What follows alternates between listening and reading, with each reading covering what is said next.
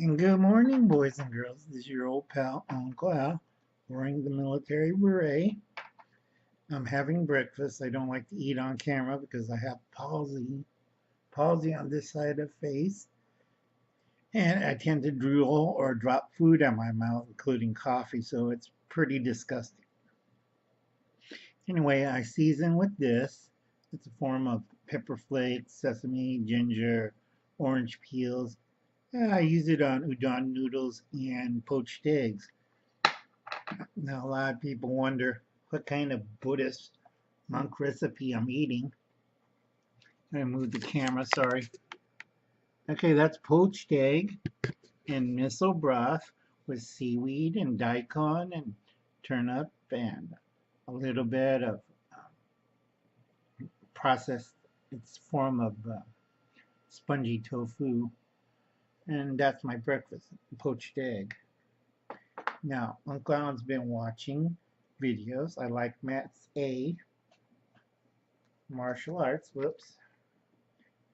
I hit the wrong button again, folks. It's Sunday, and I didn't have to go to Sunday school, so I'm calm. Okay, see Matt right there? That little person right there behind the wheel. Love his videos. Great videos, Matt. Now, let me click this off so I can save power.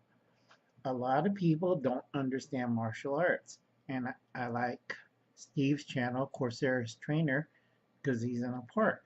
But Uncle Alan's, why he's partially broken, is old school.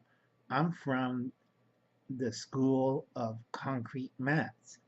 And instead of nice spongy mats like DOE's kids practice on, Uncle Alan was old school. You learn on concrete. That's why I have a big driveway. And that's why I do katas. Now, a lot of people don't understand that, but the trick is not to break your bones and two, not to die. It is a real hard exercise. Now, when I started doing it since Friday, I go to bed early. I pass out. Every joint in my body hurts. I'm vomiting and I'm bleeding from places you don't want to know.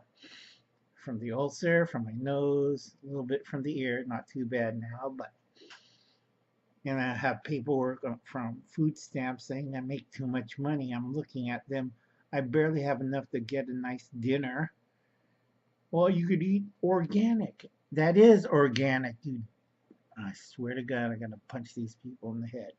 Now I did got bottom of the jug, so it's kind of bitter. So I put a little tincture of uh, non-sugar flavored sweetener. So trust me, once you hit the bottom of the jug, it's really bitter. So let's have a drink of aloe vera juice.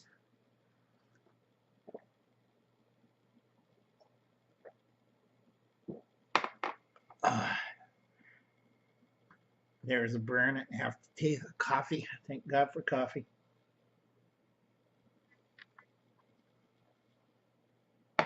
Now I hope it doesn't come back up. Yeah, Uncle Alan's the man. Okay, now I've been watching Tyler's video, and Uncle Alan's a little bit more smarter than most people. Now he said it was a lazy man's version of growing sprouts, but he doesn't understand during FTHF, when you do another video, is your water consumption. Now, if you grow sprouts in dirt, you have to clean it and wash it, which I figured out takes 4 gallons of water. Now, if you use that water every day, it's going to be a mess. Here I have a coconut husk fiber, organic. I got this one cheaply because usually I buy it at the hardware store. This one right here, I got this at my local arts and crafts store, a big box, for a little tiny square. So if it's in this recycle cover, okay, and I grow sprouts. I grow fairly fast. I do have one using the base. I put down a layer of cheesecloth. The coconut husk fiber holds the water. I looked at the mung bean factory, how they do theirs. They use burlap sacks and air conditioner pads. the old air cooler pads to grow mung beans. Very efficient, very water saving. The trick is they're using sprayers now instead of the drench system. A lot of you kids don't understand about sprouting. I live in the desert, so I have vast heat problems. Now, inside the jars, I get white mold, or worse, black mold, and I have to toss the whole thing out again. Rinse it out with vinegar and a little bleach, and I'm fine, not together, separately. And then I let it air out for a day, remove any trace chemicals. Now, a lot of people don't understand that Uncle Alan knows what he's talking about. That's fine. You're going to learn it the hard way. Now, I tell a lot of people, if you're a black belt or stuff, how much time have you spent on the mat? And two, weapons training doesn't count if you go against somebody in the third world. You're going to die because they have everyday experience with that type of object. And a lot of people look at Uncle Alan like, Uncle Alan, I've been trained by the Marines. I've seen a lot of dead Marines with a shiv up there.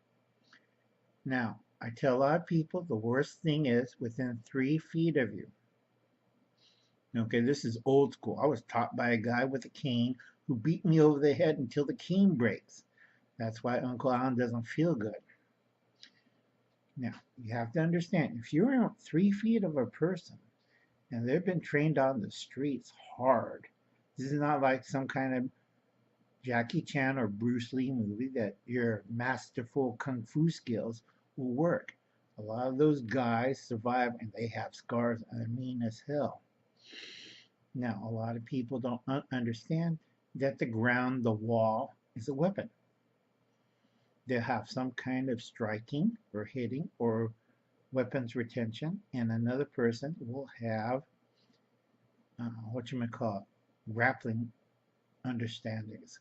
Now, Uncle Alan can't do it, and Uncle Alan's too weak, and Uncle Alan has internal problems. So, if you try to wrestle Uncle Alan, you're facing 5 to 20 years to life in prison because Uncle Alan will suffer a major coronary or have a stroke, and that's manslaughter or punishable by death because you attacked a person with certain illnesses.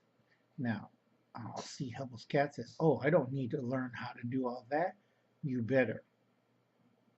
I won't pick on HC, my friend up north, because I like him. And also, I've been yelling his name too many times. So I'll talk to Wasteland Prepping.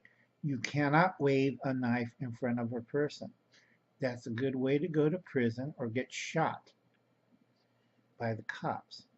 You have to understand when you use a blade, you will go to prison. Okay? In California and also Scotland and Great Britain, they have the Crippling and Maiming Act. I'm trying to remember what date, but Uncle Alan's brain power is like blah, blah, blah, blah, blah.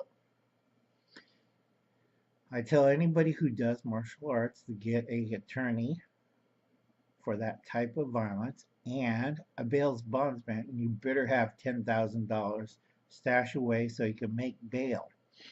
You do not want to spend the night in holding and using the public toilet there. Now, I like gardening. I prefer talking about gardening and survival and prepping because a lot of you kids, sorry, food's trying to come back up. And I got to take pills and I got to do another round of injections. So I'm not happy right now. Okay, we discussed the sprouts, how I can do it fast and cleanly and use little or no water because Uncle Alan knows what he's doing. Okay, now on water. This is a big thing that I get on everybody's case because 1 gallon of water, because people are in the first world are kind of stupid. 1 gallon of water means drinking, nothing else. Doesn't brush your teeth, do your makeup, shaving, using the toilet. No. If you use a typical American or Canadian toilet, it's 5 gallons of water.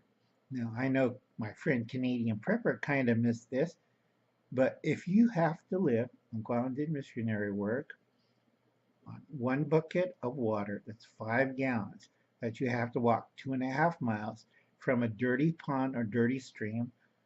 I'm talking dirty because It's not polluted by industrial waste. It's polluted by other people. Somebody's bathing in it. Somebody just died in it. There's a floating sheet goes by. Somebody's watering the cattle. Somebody's washing dirty diapers. A lot of people drink out of that water. So I tell a lot of people, you better know what you're drinking on surface water. Now, a lot of people say, but we catch rainwater. And I tell, you're using the roof. It's not a separate system. And I know Reed from Magnify Imagination, he'll get it in about a couple of weeks. Anything that drops poo on your roof or dies up there, or buzzards drop a carcass up there, is going to go into your range catchment. That's why old school with a modern twist don't drink his rainwater, because you don't know what's on the roof. Okay? Now, out of that 5 gallons of water, you have to purify it. In most third world, you have to boil it. Now, a lot of people don't understand this. You better, because a lot of people forgot about the southwestern Indians. Certain tribes don't have free flowing water, and yet we spend millions getting water to Africa. How about little bucks over to my friends in the southwest, especially Arizona and New Mexico? And they say, why don't they move to the city? Because they live on reservations, you dip. I'm sorry, I won't say it. It's Sunday, and I'm trying not to curse. Now I'm going to end it short with my favorite companion, Dino the Caustic Dinosaur. Yeah, kids, Uncle Al's working hard. He's trying to figure out how to send a cowbell, a real one, to his friend Sippy Cup and BA. Excuse me. I still have to do a lot of things this morning, and I'm trying to walk in the hottest part of the day so my body gets accumulated again. I just downed 2 liters of water after doing 2.5 miles, and Uncle Alan's joints and body's hurting. But I gained back my weight down to 198 pounds. Most of that flushed out, and I hurt like hell. Okay, I'll catch you later, boys and girls. This is your old pal, Uncle Al. I'm trying to do shout outs later, but this one, I say another update, but Uncle Al's kind of tired this morning, but I'm going to title something for this video. It's a blog and it's my daily life. Catch you later, kids.